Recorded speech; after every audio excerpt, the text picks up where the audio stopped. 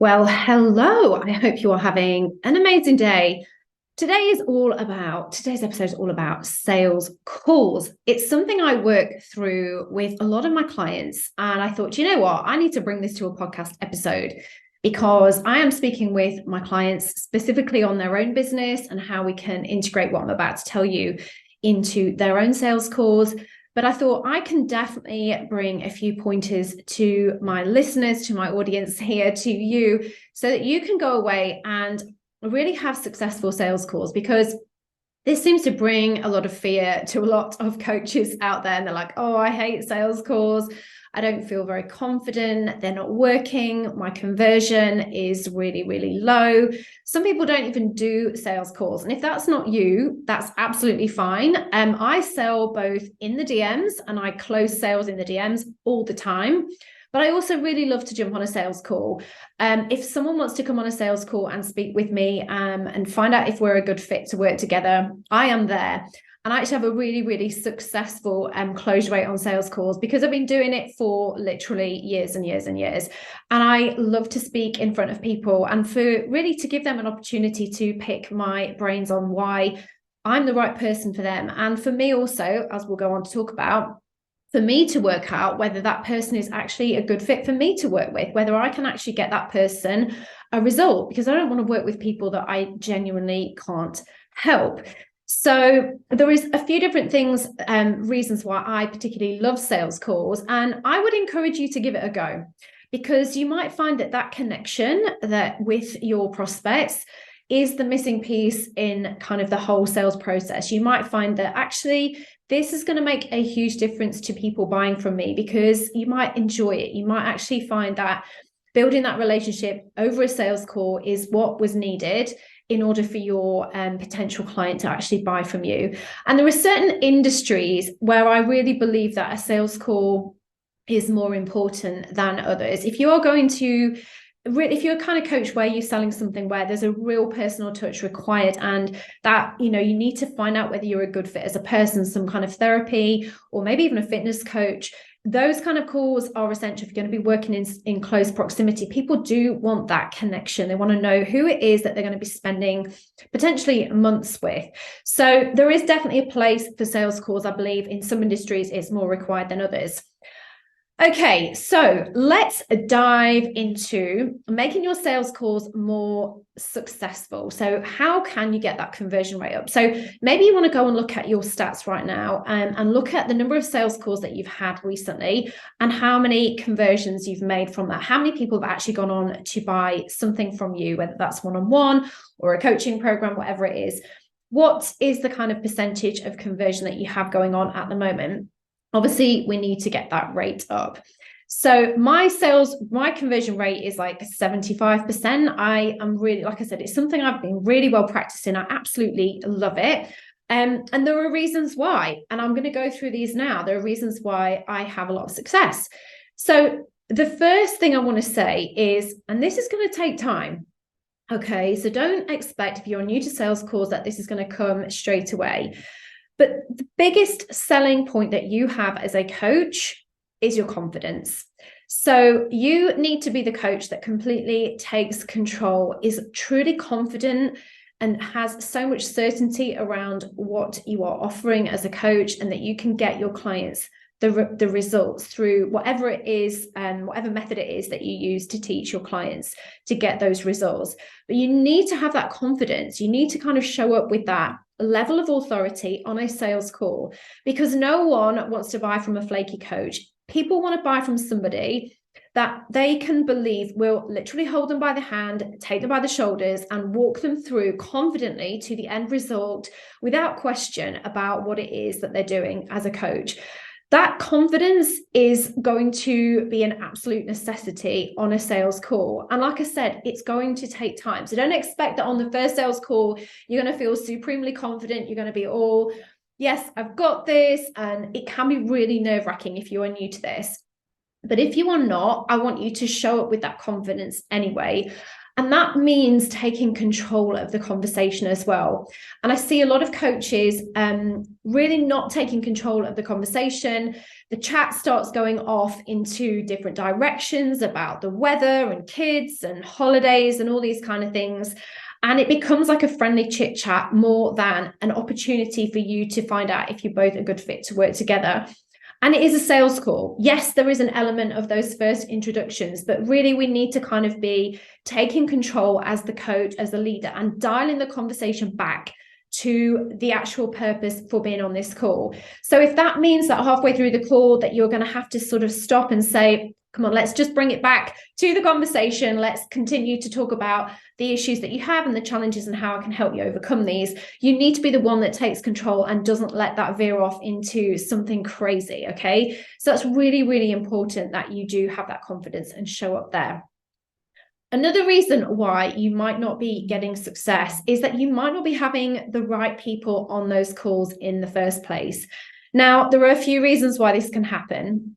Really, it's about, firstly, you pre-qualifying those prospects. So working out whether the people you're about to give your time to on that sales call actually are potential clients or not. Now, some of this might be down to your messaging, like really not having clearly demonstrated the value of your offer, exactly what your offer is. Kind of your clients might be confused about how you can help them.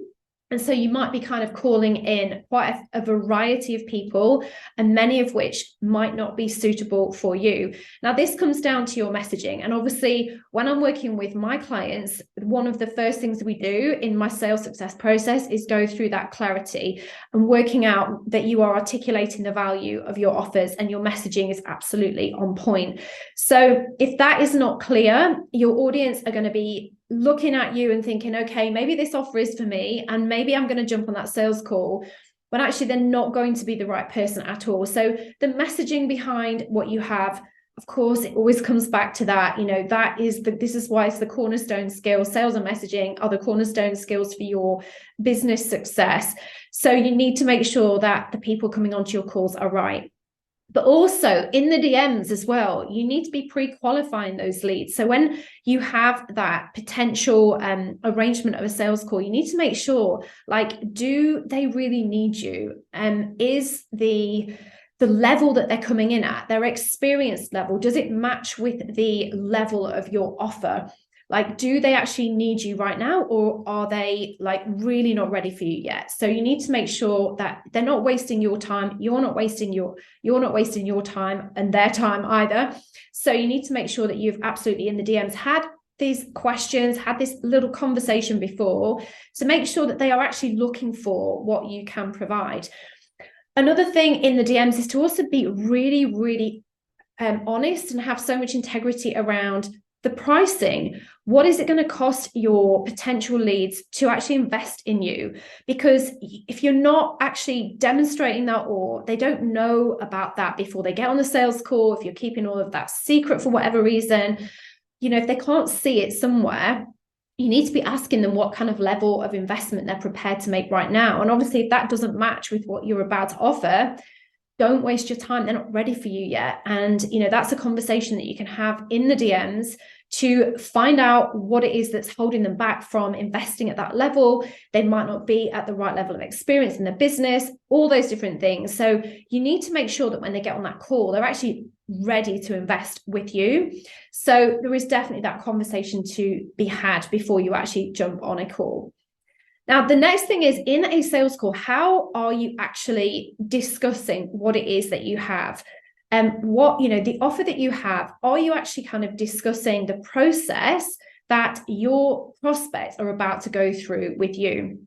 So I talk about all the time my 3-step framework, my sales success framework of clarity, connection, and content for any business. And we dive into each of those things. And I go through each one of those steps has its own kind of subdivision of 2 or 3 steps to it. So when people come onto my call, they can absolutely visualize themselves going through this process to get them from where they are now, which is usually I've got a great offer, I'm plateaued in my sales, I don't really know how to bring in more leads. I am like not selling as much as I wanted to. And I really want to get way over 6 figures in my business. And I talk them through this process so they can clearly visualize themselves getting to the end result after having completed their time with me.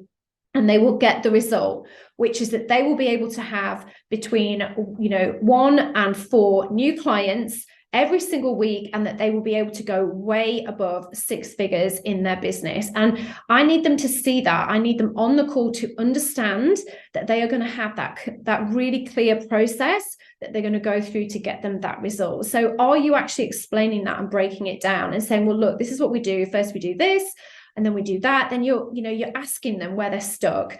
And then you're going to explain why that part of the process in whatever it is that you have to offer will help them to overcome that feeling stuck and that challenge that they've got right now. The other thing to do as well is listening throughout this whole sales process. You have to listen. You have to listen to what the client is telling you. So I was actually helping one of my clients the other day who was stuck with sales calls and saying she's not really getting any conversion. And I was saying to her, okay, so tell me what you do on a sales call. And we walked it through, and she basically said that she is really getting on a sales call and just talking, explaining the process, which was great. And she's explaining the steps. She's talking about the different options. She's speaking at the person.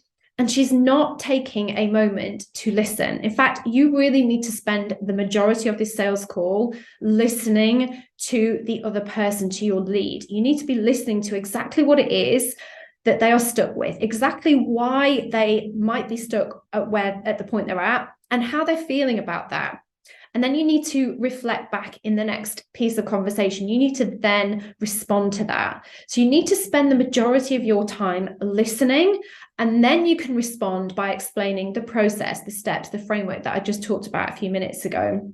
So what I did with my client is we literally did a practice, a rehearsal. We walked through exactly what it was that she was doing, and then she could see afterwards really clearly where she was going wrong. And we walked through all these things. Like I said, this is what prompted my podcast episode today. So make sure you are absolutely listening. Okay, the next step in this is to, when you are talking about the way you can go through helping your potential clients, is to start being really kind of gently consultative. Now, what I mean about that, gosh, that's a word, consultative. Yes, I think I put that enough syllables in there. But one way you can really kind of showcase your expertise is by listening to what they are struggling with and asking them questions about why they think it is that they are struggling with that particular thing right now. And then maybe very, very gently challenging the way that they are doing things right now. And I'm not saying you're going to start throwing them under the bus and telling them they're doing everything wrong right now, but suggesting an alternative method. So what you're doing is really, you are consulting them, you're filling the gaps, and you are helping them to see that you are somebody who can elevate them to that next level.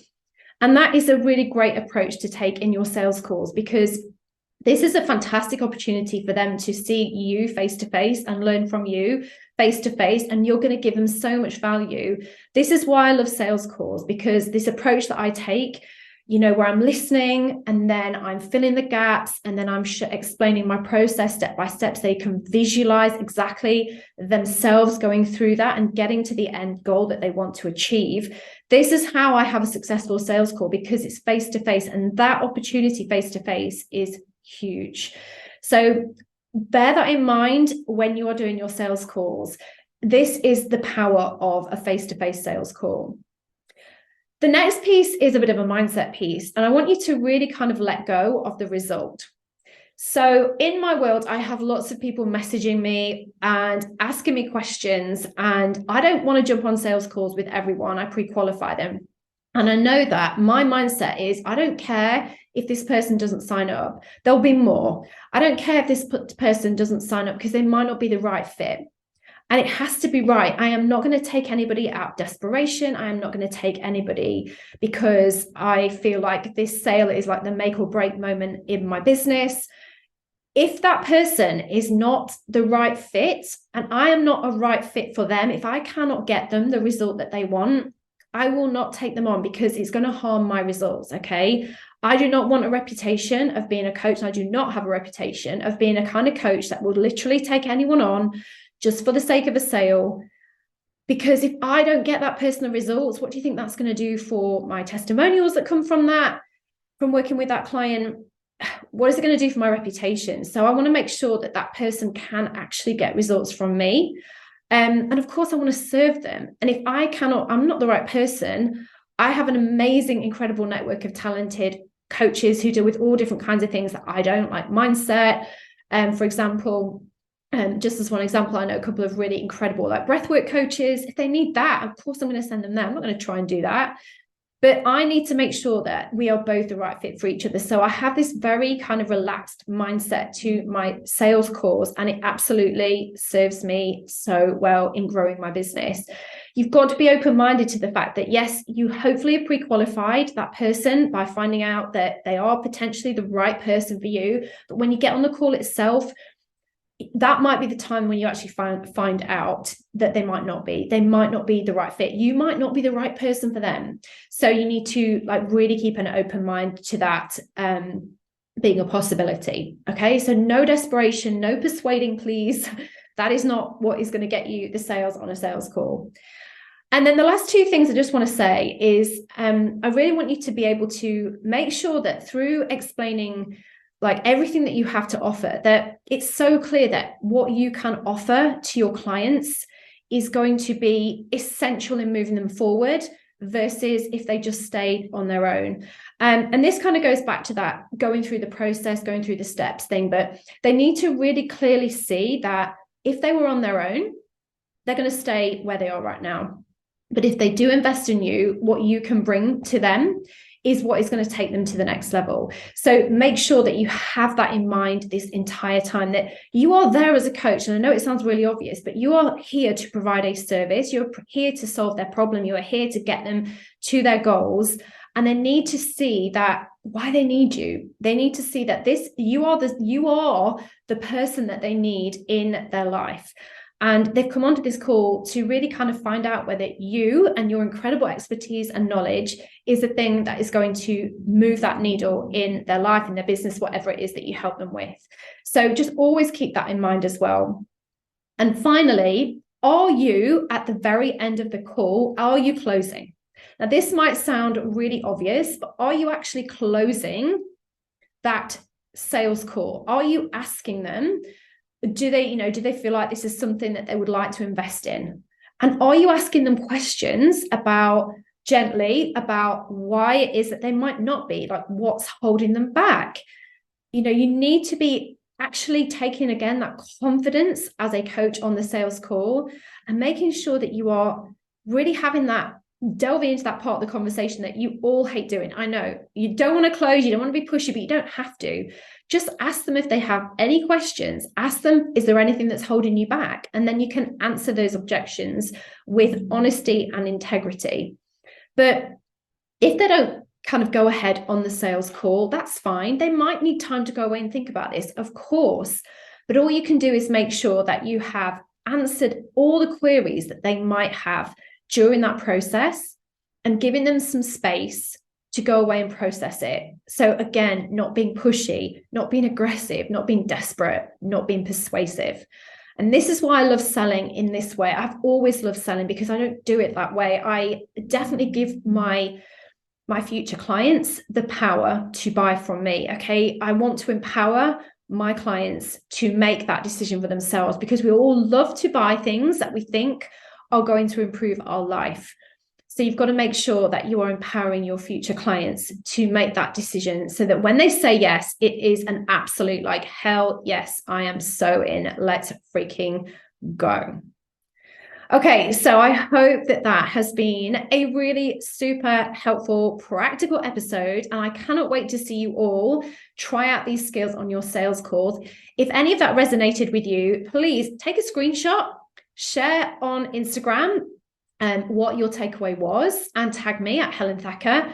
And of course, if I can help you in any way with your business, I would absolutely love to just slide into my DMs and let's chat. But until the next time, I hope you have the most amazing day and I will see you soon. Take care. Bye-bye.